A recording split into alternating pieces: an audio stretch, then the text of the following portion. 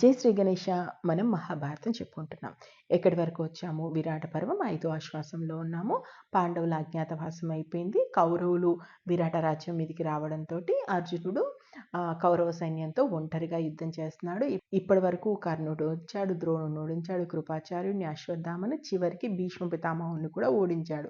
ఓడించి ఇప్పుడు దుర్యోధనుడికి ఎదురెదురుగా నిల్చున్నాడు. ఇంతవరకు చెప్పుకున్నాం కదా.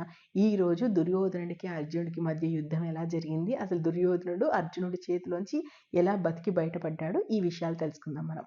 అర్జునుడు దుర్యోధనుడు ఎదురెదురుగా రాగానే ఒక్కసారిగా అర్జునుడికి దుర్యోధనుడు చేసిన పనులన్నీ కూడా గుర్తొచ్చి 2 బాణాల్ని నేరుగా గుండె లోపలికి వదులుతాడు. అసలు గుండెల్లో అలా వదలగానే దుర్యోధనుడి కవచాన్ని చీల్చుకుంటూ వెళ్ళి రక్తం పటపటా కారుతూ ఉంటుంది. వెంటనే దుర్యోధనుడు కూడా వెనక్కి తగ్గడు. అర్జునుడి లలాటం అంటే నుదుటి మీద 2 బాణాల్ని వదులుతాడు. అర్జునుడు కూడా రక్తం చిమ్ముతూ ఉంటుంది. అసలు ఒక బాలబాణుల్లా ప్రకాశిస్తుంటాడు ఆ సమయంలో అర్జునుడు. వెంటనే కొన్ని అస్త్రాలను దుర్యోధనుడు వేస్తుంటే వాటిని వెంటనే ఖండిస్తాడు. ఖండించి ఈసారి దుర్యోధనుడి మీద బాణ వర్షాన్ని ఏకంగా కురిపిస్తూ ఉంటాడు. వెంటనే ఈ విషయాన్ని వికర్ణుడు గమనిస్తాడు. ఎందుకంటే ఎక్కువసేపు దుర్యోధనుడితో అర్జునుడు అంటే దుర్యోధనుడు అర్జునుడితో ఎక్కువసేపు యుద్ధం చేయలేడు. కాసేపు చేయడమే చాలా ఎక్కువ.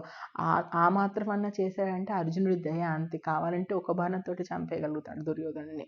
ఆ దుర్యోధనుడు గదాయుద్ధంలో నైపుణ్యం ఉన్నవాడే కానీ అర్జునుడి ముందు ధనుర్విద్య చూపించే అంతటి వాడు కాదు. కాబట్టి వెంటనే వికర్ణుడు మధ్యలోకి వస్తాడు. ఇక్కడ వికర్ణుడి గురించి కూడా చెప్పుకోవాలి. వికర్ణుడు హస్తిన హస్తిన అనేటువంటి సైన్యంతో వస్తాడు. హస్తిన అంటే అది మదుపు టేనుగులు ఉంటాయి కానీ కొన్ని వేల మదుపు టేనుగుల సైన్యం.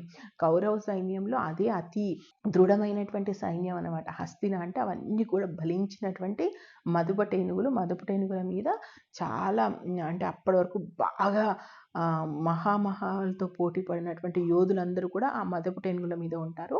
దాని మీద ఒక మదించిన మదుపు టేనుగు మీద ఇంద్రుడైతే ఐరావతం మీద ఎలా వస్తాడో అలా వికర్ణుడు ఆ మదుపు టేనుగు మీద వస్తాడు. ఆ మదుపు టేనుగు మీద వచ్చి అలా నిల్చోగానే కౌరవ సైన్యం అంతా ఒక్కసారిగా ఆహా, ఎవ్వరు చేయలేని పని నువ్వు చేసావా వికర్ణ, ఎంత అద్భుతంగా వచ్చావు, ఇక అర్జునుడు పని అయిపోయింది అంటాడు. కానీ వెంటనే అర్జునుడు వికర్ణుని చూసి ఒక చిన్న నవ్వు నవ్వి బాణం వదిలితే అన్ని ఏనుగుల కుంభస్థలాలను కొట్టుకుంటూ ఆ బాణం బయటికి వెళ్ళిపోతుంది. అసలు ఇంకా అది చూసి ఏం చేయాలో అర్థం కాక వికర్ణుడు పరుగు తీస్తాడు. హస్తిన సైన్యం కూడా మొత్తము ఎక్కడిదక్కడ చనిపోవడంతో ఇంకా దుర్యోధనుడు చేసేది ఏం లేక తన రథాన్ని వెనక్కి మళ్ళించి పరిగెడుతూ ఉంటాడు. అలా రథం వెనక్కి వెళ్తూ ఉంటుంది అనమాట అర్జునుడికి ఆపోజిట్లో.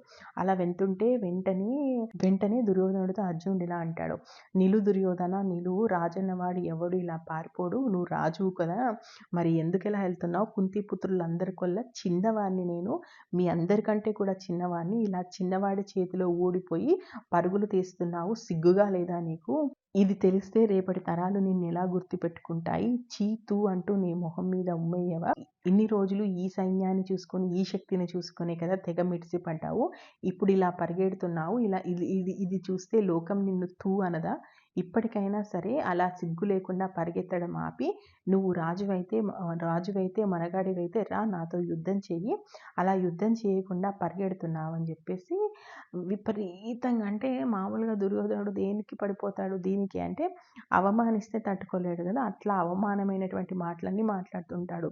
ఇవాళ దెబ్బలు తిని పరిగెడుతున్నావు, రేపు ఏనుగెక్కి ఎలా ఊరేగుతావు, ముస్తాబైన సింహాసనం మీద ఎలా ఉంటావు, అసలు చందన కర్పూరాలు ఎలా రాసుకుంటావు, అమ్మాయిలతో వైభోగం ఏమనుభవిస్తావు, చీచి అనరా, ఇంకా నీ మొహం ఎవరైనా చూస్తారా, నిలువు మాయాజూదం ఆడినంత తేలిక అనుకున్నావా యుద్ధం చేయడము, ఆగు అంటాడు. అసలు ఈ మాటలకి దుర్యోధనుడికి విపరీతమైన కోపం వచ్చి చస్తే చస్తాను అన్నట్టుగా వెనక్కి తిరిగి అర్జునుడితో యుద్ధం చేయబోతుంటాడు అనమాట.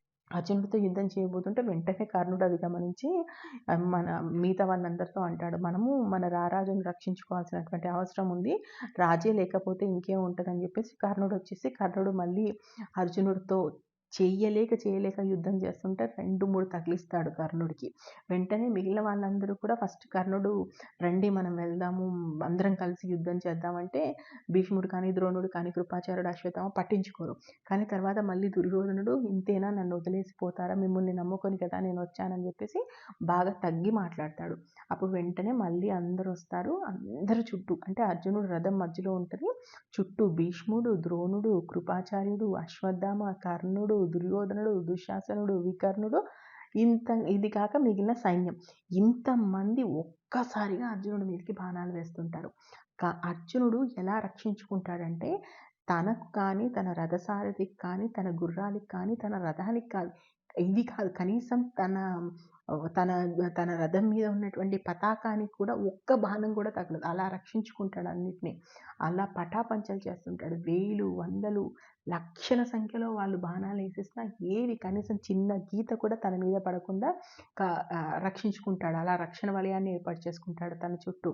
చేసేసి ఇంకా అందులో నుంచే దుర్యోధనుని గుండెకి నేరుగా గాంధీవాన్ని లాగి దుర్యోధనుడి గుండెకు గురిపెట్టి ఇంకా అర్జునుడు వదలడమే తెరవాయి. ఆ బాణాన్ని కాస్త వదిలితే దుర్యోధనుడు చచ్చినట్టే. అలా ఆకర్ణాంతం లాగుతాడు. లాగిన వెంటనే అర్జునుడికి శపథం గుర్తొస్తుంది. ఇప్పుడు కనుక నేను వీడిని చంపేస్తే నా అన్న చేసిన శపథం ఏమైపోను, నేను ఒక్కనే వీటి మీద ప్రతీకారం తీర్చుకుంటే ఎలా? వీడి వల్ల నా అన్న తమ్ములు కూడా చాలా బాధపడ్డారు. వాళ్ళు కూడా వీడి మీద ప్రతీకారం తీర్చుకోవాలనుకుంటున్నారు. అయినా నా అన్న ఆజ్ఞ లేకుండా నేను వీడిని ఎలా చంపుతాను? కాబట్టి ధర్మరాజు ఏం చెప్తాడో కూడా నేను వినాలి. కాబట్టి నా అన్న ఆజ్ఞ లేదు, మరొకటి భీమన్న చేసిన శపథము నెరవేరకుండా పోతుంది. ఈ 2 కూడా గుర్తు చేసుకొని వెంటనే తను చేస్తున్నటువంటి బాణాన్ని ఆపేసి సమ్మోహనాస్త్రాన్ని వదులుతాడు. సమ్మోహనాస్త్రాన్ని వదలగానే అందరూ ఎక్కడిదక్కడ పడిపోయి ఉంటారు. పడిపోయి ఉండగానే మళ్ళీ ఉత్తర కుమారుడితో ఇలా అంటాడు, మనం వచ్చేటప్పుడు ఉత్తర బొమ్మ పొత్తిళ్ళు అంటే వాళ్ళ కిరీటం మీద ఉన్నటువంటి ఈకలు ఉంటాయి కదా, వాటిని బొమ్మ పొత్తిళ్ళు అంటారు. అవి మనల్ని అడిగింది కదా ఉత్తర, నువ్వు వెళ్ళు అవన్నీ తెచ్చేసుకో, ఎవరెవరి ఏంటేంటో నేను చెప్తాను సరిగ్గా విను, వాళ్ళకి తెలియవచ్చేలోపే నువ్వు తీసుకొచ్చుకోవాల్సి ఉంటుంది. దుర్యోధన, అశ్వత్థామల తలపాగలు నల్లనివి ఉంటాయి, సో ఆ నల్లనివి తెచ్చేసుకో. కర్ణుడిది ఆకుపచ్చ రంగులో ఉంటుంది, ద్రోణుడిది, కృపాచార్యుడిది తెల్లని రంగులో ఉంటాయి, వెళ్ళి వాటిని తీసుకొచ్చుకో అంటాడు. మళ్ళీ వెంటనే అర్జునుడు ఇలా అంటాడు, భీష్ముడి వైపు మాత్రం వెళ్ళకు, ఎందుకంటే సమ్మోహనాస్త్రానికి విరుగుడు భీష్మ పితామహుడికి తెలుసు, ఆయన కేవలం నిద్రపోయినట్టు నటిస్తున్నాడంతే, ఆయన నిద్రపోలేదు, కాబట్టి ఆయన వైపు నువ్వు వెళ్ళకు అంటాడు. సో వెళ్తాడు ఉత్తర కుమారుడు, అవన్నీ కూడా తీసుకొచ్చుకుని రథం ఎక్కేలోపు భీష్ముడు టకా అని చెప్పేసి కొన్ని బాణాలని అర్జునుడి మీదకి వదులుతాడు.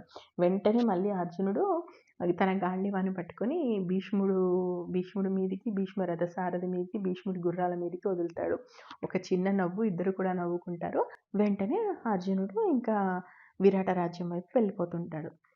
అర్జునుడు అలా వెళ్తుంటే ఇంతలో దుర్యోధనుడికి మేలుకొచ్చి ఏడి అర్జునుడు వాడి సంగతి చెప్తాను నేను, అది ఇదని లేస్తాడు. అప్పుడు భీష్ముడు ఇలా అంటాడు, సిగ్గు లేదు, నేను ఎత్తి మీద తలపాగాలో ఉన్నటువంటి పొత్తిళ్ళు తీసుకెళ్తుంటే కూడా దిక్కు లేదు, ఇప్పుడు నువ్వు వెళ్ళి అర్జునుడిని చంపుతావా? అంత లేదు, కనీసం బ్రతికి బయటపడ్డావు, ఇదే మనకు చాలా ఎక్కువ, పద అని చెప్పేసి హస్తినాపురం వైపు వెళ్ళిపోతారు. సో ఇలా మొత్తానికి ఈ కౌరవ సైన్యం అంతా కూడా హస్తినాపురం వైపు వెళ్ళిపోతుంటుంది. మరి విరాట రాజ్యంలో ఏం జరిగింది? ఈ విషయం అంటే ఇక్కడ ఉన్న వాళ్ళు పాండవులే అన్న విషయం విరాటుడికి ఎలా తెలిసింది? ఆ లోపే విరాటుడు ఎందుకు ధర్మరాజు తల పగలగొట్టాల్సి వచ్చింది? ఏం జరిగింది అనేది మనం తర్వాత ఎపిసోడ్స్లో చూద్దాం. నేను మహాభారతం ఉన్నది ఉన్నట్టు చెప్తున్నాను. మీకు నచ్చితే ఆశీర్వదించండి. మహాభారతంలో ఇప్పటివరకు ఏం జరిగిందో తెలుసుకోవాలనుకుంటే మన ఛానల్లో ప్లేలిస్ట్లోకి వెళ్ళండి, మహాభారతం ప్లేలిస్ట్ ఉంది, మీరు చూడొచ్చు. Thank you. జై హింద్.